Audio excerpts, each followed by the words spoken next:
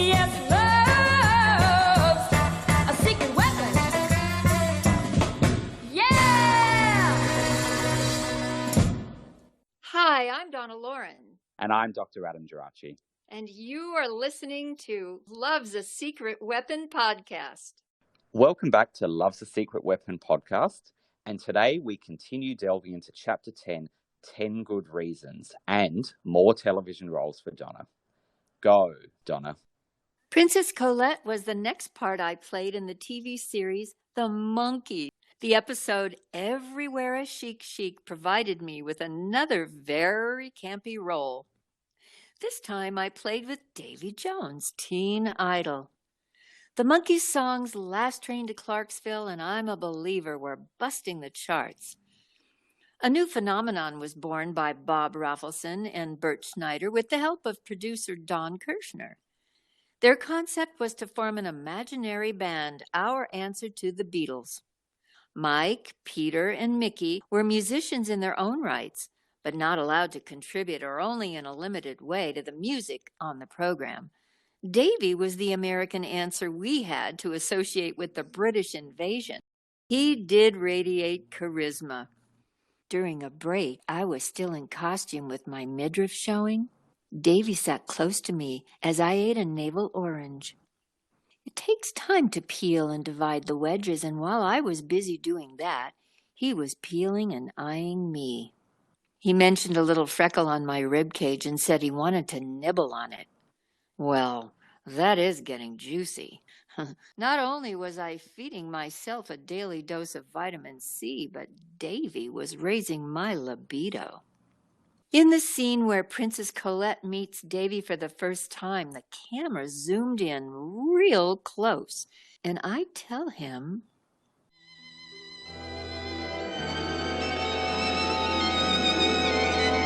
I love your hair. I love your hair. I love your eyes. I love your eyes. I love your nose.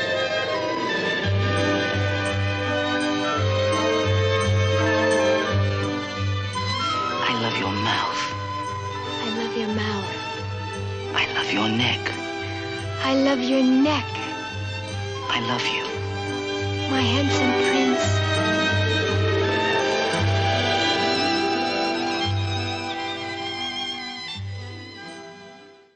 that happens to be the most important scene of this particular episode. After the first two takes, the director, Alexander Singer, stopped and told me that I was curling my lip and doing an Elvis. Maybe that was a little reaction to being a bit aroused by Davy coming on to me. Later that day, Davy asked me to join him at his West Hollywood apartment, and I said okay. Driving up in my little red Corvette, I entered his apartment to a gaggle of twittering groupies. It was announced that I was there, and at once I was led into his bedroom for privacy. He greeted me by removing my hat. He then tousled my hair and gave me a little kiss. "Come and sit over here," Davy said as he gestured to the bed. I was fully dressed and had no intention of being otherwise. Davy sensed my discomfort, so he just patted the bed as if to say, "Just sit down, I won't bite." I followed his invitation. But he then began kissing me and we locked lips. "Ouch," I said. "Something hurts." "What did I do?" Davy asked. "I'm not sure," I replied, "but I'd better leave now." I reached for my hat and smoothed my hair. After I checked my lip, I noticed a bruise. Apparently, I had just received my first hickey by Davy Jones inside my mouth. In my quest to build my acting resume, I read for a part on a short-lived live audience show called The Mothers-in-Law. Desi Arnaz was the producer. I went to interview with him at his office at Desilu Studios in Culver City, the same location for Batman. Desi's office was inside the infamous David O. Selznick's International Pictures building. The architecture resembled Terra in Gone with the Wind. Desi had sort of a living room decor going on for an office, which I thought was really cool. The quintessential ominous desk facing a door as you enter layout was always very off-putting. Instead, he placed his desk behind a very large, comfortable sofa, basically making the desk invisible. This way, he created a relaxed environment where he could talk to you on a more casual basis. Upon entering his domain, the thought did occur to me of the old casting couch syndrome, but to my good fortune, the experience with Ricky Ricardo, Mr. Arnaz was quite respectable. He was willing to embrace me in the part almost instantaneously, possibly because I had been in a movie with two of the cast members, Deborah Wally and Eve Arden. Being a live show, he would have wanted a chemistry between the actors and was probably counting on a certain familiarity to create a stronger chemistry between us. I always loved Eve Arden in her role of our Miss Brooks and thought Deborah Wally was adorable in The Second Gidget. You know, we did a shower scene together in Sergeant Deadhead. The next show I was cast in was Shazam! Gomer Pyle. I had a very sizable role and again slanted my acting toward comedy. My first glimpse of Jim Neighbors was seeing him trying to get the attention of a handsome young man who was on the set that day. I saw him beaming his eyes like headlights until they sparkled from across the soundstage.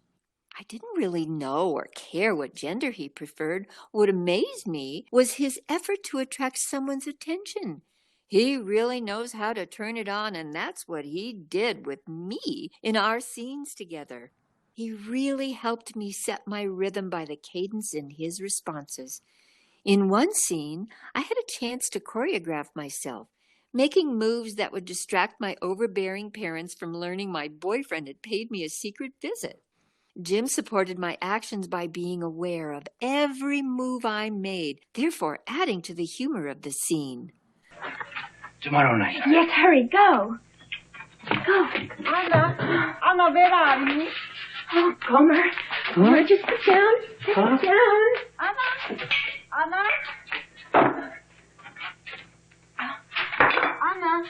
Anna. Would you like some more milk, Gomer? Anna, thank heaven you are all right. What's going on, Mama? What's the matter? What's everybody so excited about? When I saw you weren't in the bed, I thought heaven knows what. Oh, Mama, that's silly. I just couldn't sleep, so I came down here. And Gomer's here because he couldn't sleep either. So we decided we'd have a little milk and cookies and talk. Isn't that right, Gomer? Yes, ma'am. You both couldn't sleep? Oh, we've been having such a nice conversation, we completely forgot about the time. Turns out we have a lot in common. Well, if you'll excuse me, I think I can sleep now. Good night, Gomer. I certainly enjoyed our talk. Me too. Good night, Mama. Papa? Leo? Going to bed, too. Oh. Well, I guess I could get some sleep now myself. Good night. Night. When I bumped my head on a window frame in a bedroom scene and literally saw stars, he cozied up to me, reassuring my ability to recover. What a bump rose from my skull later that day. I admire Jim for his great legitimate singing voice and appearing for 40 years annually at the Indy 500 race, singing Back Home Again in Indiana. Something else we have in common, only I sang there just once.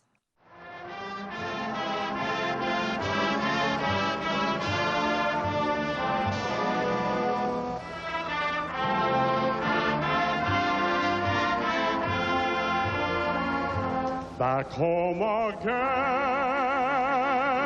in Indiana,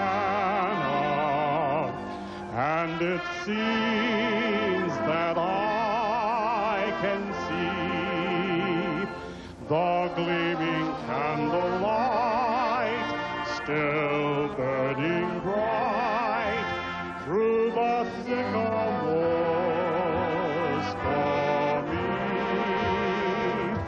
The new mown hay sends all its fragrance through the fields I used to roam. When I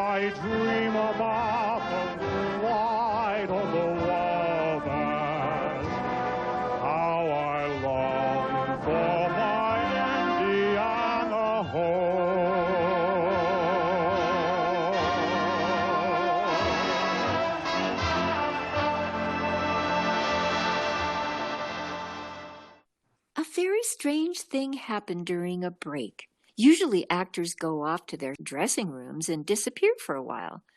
But how was I to know that the actor who played my father on Gomer Pyle, Oscar Baregi, would hypnotize me? He asked me to sit at a table with him and told me to hold my hands out. He explained that he thought I could be a very good candidate for hypnosis, and he was right. I held my hands together and was not able to separate them until he broke the spell. Life is never boring. Although my career seemed to be going full speed ahead, my inner feelings after Shindig ended never quite left me. There was an unrest erupting inside me. I just knew I had to move out of my parents' home and into a place of my own. I have to ask, Donna, every time you eat an orange, do you think of Davy Jones? Oh, Adam, that's a sweet thought. Very good. I would say yes. I think even in his esoteric body, that he still leaves a very juicy impression. I like that a lot. Well, what do you remember of Davy and Mickey and Peter and Mike from the Monkees? And of course, I know some years later you did reunite with some of the group at various conventions over the years. But what are your memories of those four? You know, I found them very professional. I found them exuding a lot of talent. And I think they understood, now this is not a conversation we had, but I think they understood the objective of the show and were patient enough, to be in the roles that they were given. They worked together so synergistically that, their chemistry was fabulous, and they really enjoyed each other. Its proof is that later on, I was invited to join them at a reunion, sadly, after Davy's passing. And I had a chance to see them all, and they all remembered me, which was amazing. And they were all still very much into being the music makers. I mean, that was their primary role. I especially admire Mickey for his singing ability. And I think he's still up. Well, not during COVID of course, yeah. period, but he performed quite a lot. I believe even after Peter passed, he and Mike were continuing to perform together. And Mike is a composer, and his son is a musician. So I think, when they were put together, it was an incredible opportunity, like we all look for, to begin a career, because it's just far and few between to suddenly be noticed, and then you're in a television show that's successful and in everybody's living room. So. Absolutely. And I think it's really interesting what you hone in on, Donna, this whole idea of their musicianship, because I know there was a lot to begin with, or during that time in the 60s, there was critique of them in terms of, well, are they a pop group, are they a band, or are they a TV show? But they were always very, I think, intent on taking control over their music. And I think this was around the time when you were filming this episode, I think in probably early 1967, and then it aired later towards, I guess, the beginning of the second season later that year, that the Monkees were starting to exert more independence and control over their music. Their third album, Headquarters, had come out, where they were really responsible for the sound, the music. And interestingly, as you kind of allude to towards the end of the chapter, is that you were starting to yourself exert or assert some independence as well as in your own life. Yes. Yes, I did have so many signs telling me that there was something holding me back, and I needed to venture out a bit. Have some sort of an adventure on my own. I think that's fairly normal. I mean, I think I was about 19 at the time. So, I think that's kind of a normal age. I mean, I hear so many people say, well, I actually knew that I really wanted to leave home by 14, you know, but I did so when I was 16, you know, or maybe 18, the latest. After graduating high school, but I think it's a natural progression. You know, I mean, if you, especially in my situation where you feel like that there's an enormous control factor, and that you don't feel that you can seek your potential in the environment that you keep returning to, and the people that are responsible for you. So I did have that urge urge to move on, which we will talk about in a subsequent episode. But I think, like you say, there's and there'll be more to talk about then. But this idea that, you know, many young people think, okay, it's time to strike out on your own. But you had an interesting experience that you were very much, you know, responsible for a career and for developing a career that would essentially support the family. But then there was so much of that control level. So of course, this is going to be a very interesting experience when it does come time to decide to do that. Indeed. And I must say that venturing into communicating with our listeners, that we have an email question to explore. Absolutely. So we actually, as part of the podcast, have been doing a little bit of video, which we will share with our listeners and our audience over time. So more on that later. But as part of some of that filming of video, we actually answered an email from our listener, Mike Brown. So I'm going to put us over to that email. Today, we're going to take one email from a good friend of the show and a longtime fan of you, Donna, Mike Brown. So we thank Mike for writing in and always listening. But I'm going to take one of his questions. So I've just got to look at my laptop. But he sent in a whole range of questions, and we addressed a couple on one of our episodes. But one of the interesting questions that he did ask was there ever any consideration for you, Donna, to perform as a lead singer of a group, say like the Ronettes or Martha and the Vandellas or even the Supremes? Oh my. Well, first of all, let me say hello to Mike. Hope all is well with you and your family. I have to go back to the Mickey Mouse Club as my point of reference, because my dad made the decision when I was invited to be a Mouseketeer to be part of a group to kind of differentiate me and call me a solo. I mean, it just came out of his mouth. No, she's a solo. I didn't expect that, but it really kind of embedded in my thoughts. And when I was invited to sing with Bobby Sherman, on Shindig, of course. Yeah, that was the first time. And then, you know, Bobby Hatfield one other time. But other than that, you know, I kind of admired Linda Ronstadt or Emmylou Harris or other female artists that just, you know, would pitch in and sing background for other artists. But no, that opportunity never came to me, and I never sought it out because of this image, you know, that that I was a solo. And but I certainly enjoyed meeting the Supremes, as you well know, and any other group that I had the honor of meeting. And it would have been fun. You know, I often think actually of making a recording with a choir and harmonizing with the choir, maybe taking on the lead, but also giving the choir their time, you know, to complement. And we'll see if that manifests. But yes, I love a choir sound. You know, that it's just. I have to quote a new Justin Bieber song. You know, I wasn't expecting this.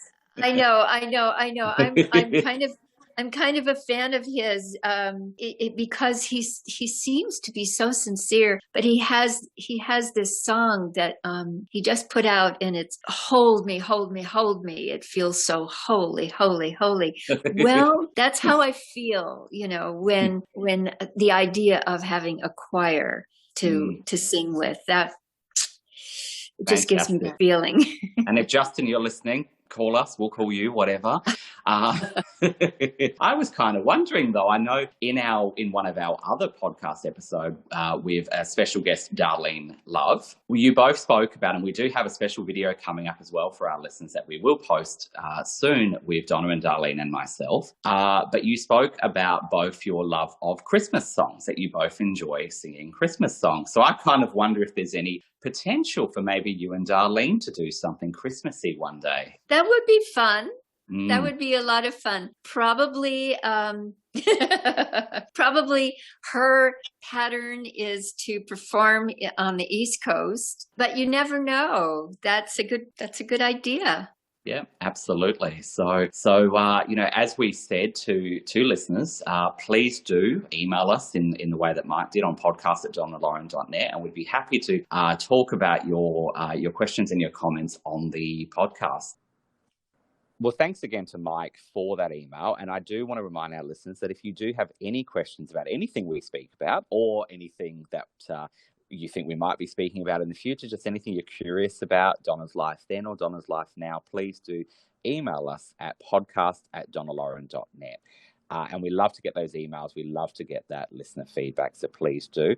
As well as leaving us a review on your podcast platform that you listen to us on, whether that be Apple, Spotify, Anchor, whatever else, because those reviews are really important to help build the Love's a Secret weapon community. It's interesting, though. I know in the email question, Donna, you spoke a little bit about this idea of kind of being a solo, and that Maury had decided that you were going to be a solo, and how you did at times, duet with Bobby Sherman or Bobby Hatfield, but were largely doing the solo thing. And it's interesting with the Monkees, in particular at this time, that I think they were bonding more as a group, that while they had originally, I guess, been formed as this TV show. I was reading a retrospective of this episode from Rebeat magazine, and they were talking about how the episode represents this evolution of the group, so that they had been working more together, they'd been able to engage in more control over their product, and I think they'd also been touring the previous summer, so that they had actually really bonded. So when you see them in Everywhere a Chic Chic, they're really bonding as a group, and their timing and their ability to function as a group is really on full display there, as well as some of the songs perhaps becoming more mature. I think they do a song by Harry Nilsson in that episode, as well as Love Is Only Sleeping, which is a Man Weil song. Just some interesting sort of parallels between what was happening in your life and perhaps what was going on with them as well. And I must comment that how many groups stay together or come back together. You probably count them on your fingers and toes, maybe. Yeah. And for a group to have been manufactured initially to be a boy band and function as a kind of a mirror to what was happening on the other side of the pond, to have our own American version. Their personalities and their mutual interests kept them bonded, and enough to do these retrospectives later on, many years later. And by the way, I didn't attend, but I was invited to their 20th year reunion, and of course Davy was still alive, and I just chose not to attend because I was kind of in the throes of my divorce, and it was kind of a tough time. But it was really lovely that Davy invited me to join them in Chicago for a performance.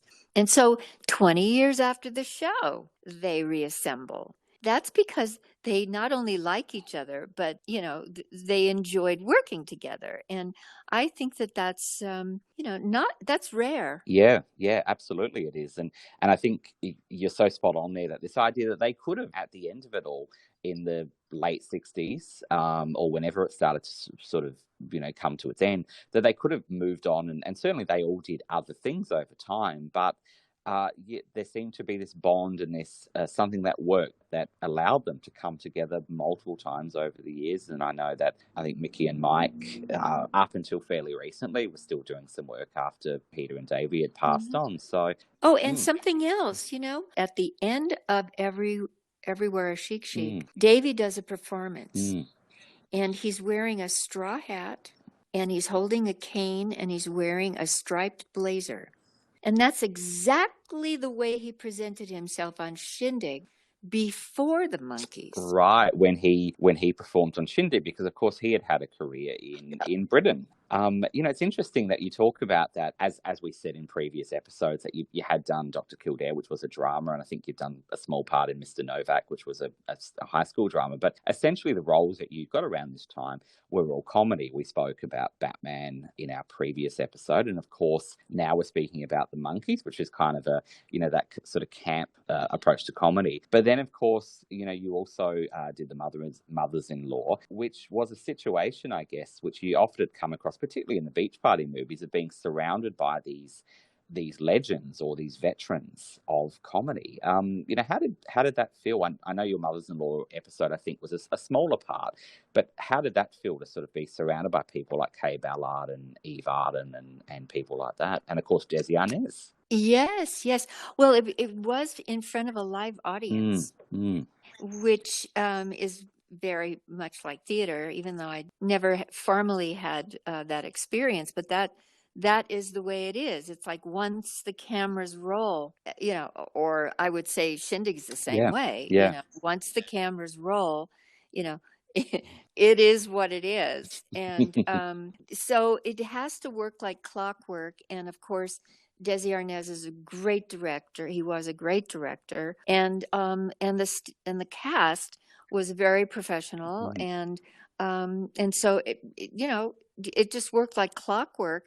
Believe it or not, I mean, there wasn't that much rehearsal because I guess everyone comes in prepared. Yeah, for sure. And so there is a run through before, and like a dress rehearsal, and then you're on, and the audience files in, and it just happens so quickly. Before you know it, you blink and it's over. I can imagine, and I guess because you did get so much out of Shindig of performing in front of the live audience, I imagine that perhaps this case, while it was different because it was acting a role, although of course singing involves that as well. But is it kind of a buzz from performing in front of that live studio audience? Yeah, always. Well, for me, it's always that way when you're connecting. Just that reciprocity of you giving to another, and in this form it's a group, and I'm sure when you're speaking in front of a group that that reciprocity and the attention they give you, and that they're listening, and there's some comprehension there, and maybe some feedback. Absolutely. With an audience, for performance, it's always, usually anyway, in my case, it was either clapping. Let's hope it's just just clapping.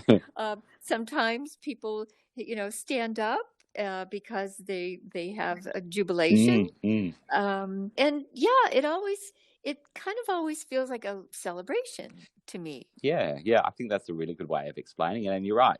I get that high. I do, like as you said, either presentations in front of a live group, although unfortunately not so many of them recently like everybody else, but even doing live radio, which I sort of delve into when I talk psychology on live radio. There's a kind of a buzz that comes from that this is what we're doing now. It's not something we're recording and starting again. It's essentially, this is what it is. And here you go. I'm going to talk to you, and have a conversation with you, whether I can see you as an audience or whether I can't. And certainly when we think of the comedy, at this time, and then you went on to Gomer Pyle, I found it interesting because I didn't necessarily know a lot about Jim Nabors other than seeing him in Gomer Pyle and the Andy Griffith Show. But something that I guess you both had a couple of things you actually had in common, something I found out when researching is that, Jim Nabors, his moving to Los Angeles in the late 50s, I think from Chattanooga, I think that's where he was from, was that I guess the climate would be actually a better fit for his asthma condition.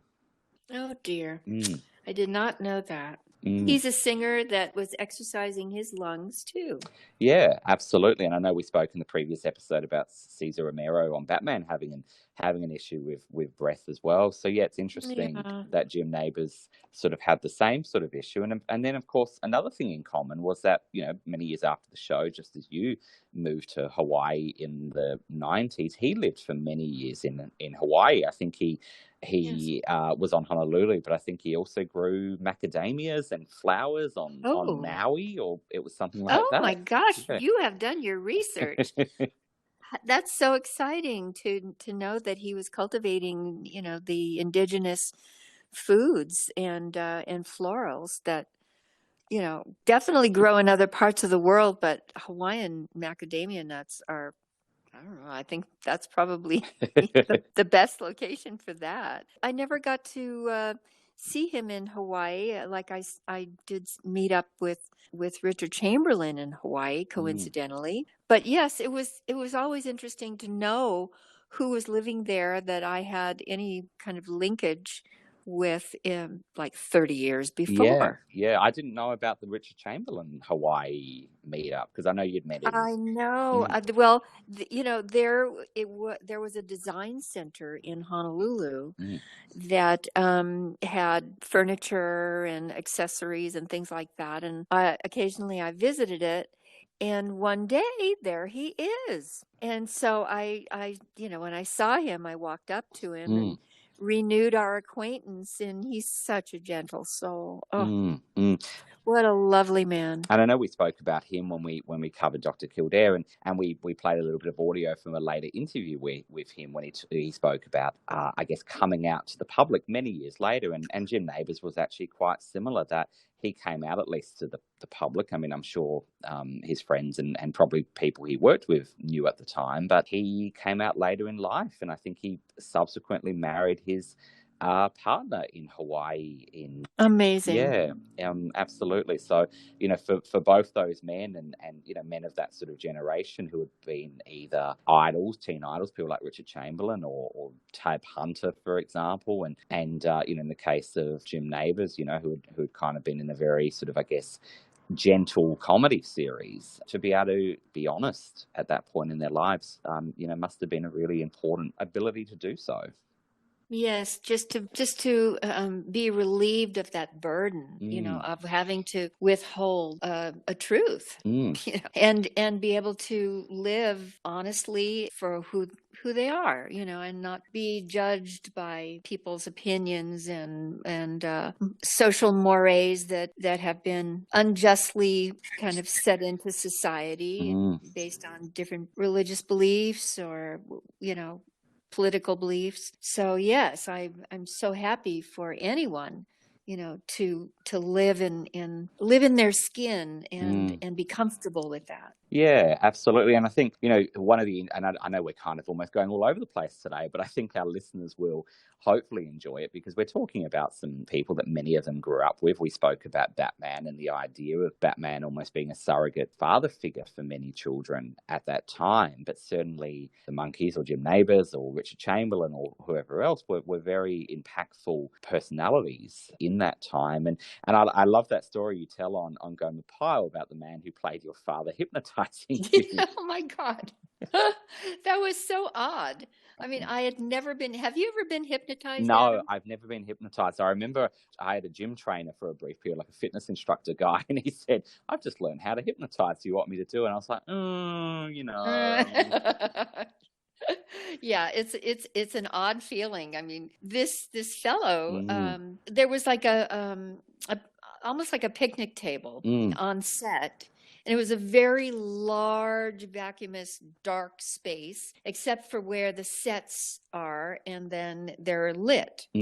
So, so where this table was, I guess it was just a place to, hang out for a minute or maybe occasionally have food or whatever. And I just happened to be walking by and he invited me to sit down. And he said, "Have you ever been hypnotized?" And I said, "No." And before I knew it, my hands would not part till he broke the spell. Isn't that amazing? Just that suggestion and that, yeah, I mean, I'm guessing he practiced this for a long time. I kind of remember years ago when we were first, writing about this, that I'm sure I'd researched that he did do this. This was kind of his thing, but I haven't been able to find anything more recently. So I'm glad he got you out of it eventually. Oh yeah, I mean he had the best of intentions. He was, I guess he just saw I had a moment. And that, and it was, I mean, it's like playing a card trick or anything else.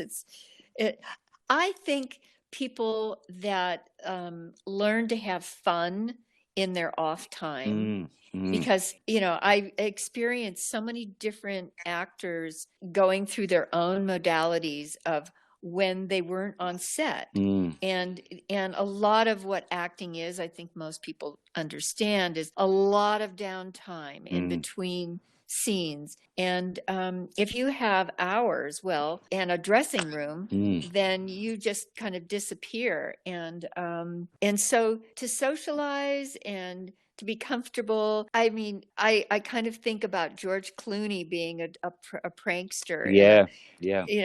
On the Ocean's 11 series. You'd imagine putting them all together. Oh, and playing jokes on each other. And and I just heard a recent story. Oh gosh, what was it? Robert Redford and Paul Newman. Robert Redford and Paul Newman started out in Butch Cassidy and the Sundance Kid. And then they were also doing The Sting a few years later. So they became very good buddies. And Robert Redford, by then, was quite successful. And so he knew that Paul Newman loved cars, especially race cars. So, as a joke, he found a demolished race car and had it delivered in a bow to Paul Newman's place. Oh, I forgot to say, they both lived in Connecticut in the same town at that point. It was Westport, Connecticut. And so Paul Newman receives this demolished, race car with a big old ribbon tied on it, and returned it. But how he returned it is he had it compressed. And gave it back to Robert Redford. And, I mean, just to have relationships like that, that what you see on the screen is an art form that, you relish and you cherish. But what goes on behind the scenes when there's true friendships or romances or whatever, that they're real people instead of them just going off on their own and being very serious and then showing up when the director says it's your time, It's I love that. Just that level as well of the stages of that not only did he just send it back, but he made sure he sent it back. It's kind of like that episode of The Simpsons where Mr. Burns is keep getting the phone calls about his car. His car's been impounded, his car's been whatever, and eventually it's like your car's been crushed into a cube, and then when he answers the phone he's like, is it about my cube? Yeah, I think that's just so true. And the interesting thing about Oscar Bereggi, who was a Hungarian man, and I found this out because I deep dived the last few days in preparation for this, but I think he had a very interesting life, that he was at a center of a case in the United States with his family in the 1950s, and I guess he would have been a young man in his 30s, but it was himself, his father, who was also an actor and was known as kind of the Barrymore of Hungary. So very, absolutely sort of esteemed. And some of their other family were in the US, but they were faced with deportation back to communist Hungary because they'd fled from Hungary in the late 30s. And so I think there was some intervention at the congressional level, I suppose, in order for the family to be able to stay. And of course, his father, the senior, went on to sort of have a very late in life career in the United States as a man in his, I guess, 70s and 80s. And of course, the man that you worked with also, went on to have a career in TV. So I guess you never always know what's going on behind the scenes. Well, thank you for revealing that backstory. So many people, have so much to tell, and, they may not have the opportunity to express it, but, all of the depth of their own character from their own experiences comes through in their performance. You can tell. There's an energy that you feel, and a familiarity. It's like, oh, I know that guy. Even if you don't remember their name, that face is someone you want to come into your living room. Absolutely. And they did again and again in all sorts of shows and in all sorts of characters. And it's interesting thing about the characters you played though, because there seemed to be a couple of not types, but you kind of had the I guess the all-American girl, which was kind of like Susie, the cheerleader in Batman, and certainly your role as the Dr. Pepper girl was along those lines. But you often played, I guess, roles of different ethnicities, whether it was this one where you're playing in a Hungarian family, in a later TV pilot we're going to talk about down the road, you played Greek, I think it was. At one point you were up for some roles playing Italian, which makes sense. I think a lot of people still think you're in some way related to Sophia Loren, but that would be nice. That would be nice, but you both pronounce it differently. She kind of puts that different approach. The accent in the second syllable. Yeah. But yeah, it's just interesting that you often play roles of different ethnicities during this time. Yeah, well, maybe there's just an international flavor to me. Maybe not 31 flavors, but international. I like it. I have to tell you that when I was at a Monkees convention, there was a woman who came to me and she wanted an autograph photo of me as a portrait, not the one that I was offering with Davy and myself. And then she said that she was from Iran and that she appreciated the way I portrayed a Persian woman. Wow. Yes. In the Monkees. And so, I think in a very humble way, I think that goes back to that comment that we were talking about in astrology where, I have this Sagittarius solar eclipse, which I came in with, and it's about teaching that we are all one. And, somebody like Meryl Streep, can take on different roles and have an accent, and she's a master. And it is interesting to see when an actor, female or male, can take on these various roles and carry them off. Probably what comes to mind, which is the most challenging, is when I saw Will Smith play Aladdin as a blue genie. Yeah. And you know what? That guy, he can play my genie any day. He was fabulous. I never saw it. The last time I remember a blue genie or a blue djinn was, I think, in Michael and Sarah in, I Dream of Jeannie. Yes, well, do yourself a favor. I actually went to the theater to see it on a big screen because it's a musical. And music and dance and, it's pretty rare. And La La Land kind of started that trend. And anyway, not to get off the subject, but yes, do yourself a favor. And of course, Will Smith is such a great actor and personality. Absolutely. He pulled it off, as a blue genie. Check it out.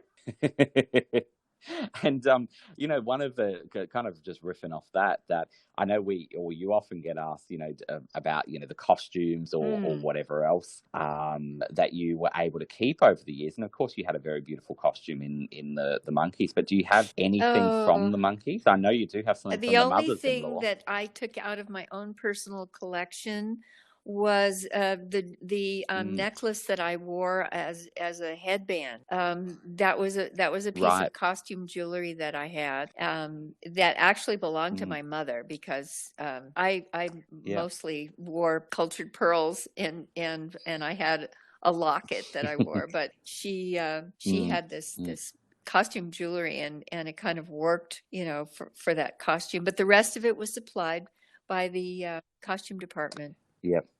And I only had one outfit for it. And so. And yeah, I don't keep a true, pair of boots with curly toes. It's just not in my wardrobe. I mean, it could be, it could be where anything's possible, I think. But I think you do have something from the mothers-in-law. Don't you? Have that's correct. Yes, I still have that. These industrial polyesters are unbelievable. They just don't wear out. It was a kind of an amethyst purple, A-line dress and jacket, very kind of formal. And it's still hanging in my closet. Fantastic. That's fantastic. Well, I think we've gone all around these roles, but I think that's kind of the fun of it. And I hope that the listeners enjoy hearing just these stories about those sets and those experiences. I know there was, in the Monkees, there was that storyline about them trying to do away with Davy by, I think, blowing him up with the goblets, wasn't it? It was those goblets that when you cheers, they blew up. So... And I think your line was something like golden, because you had to warn him. It was golden Grecian goblets, guaranteed graves.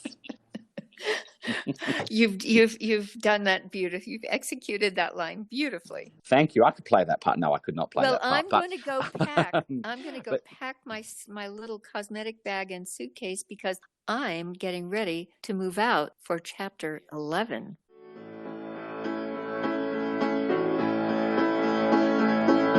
What's the use in trying? All you get is pain. When I needed sunshine, I got rain. Oh yeah, then I saw your face. Now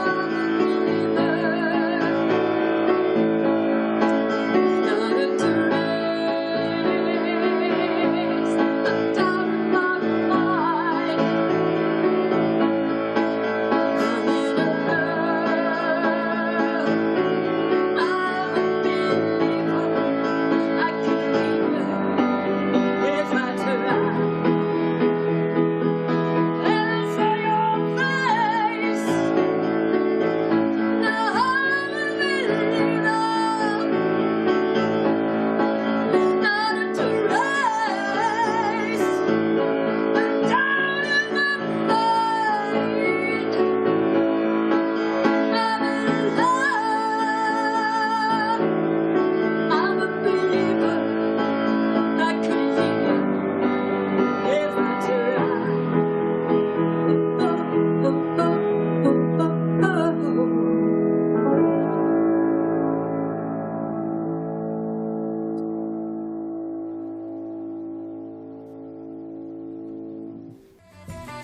Yes,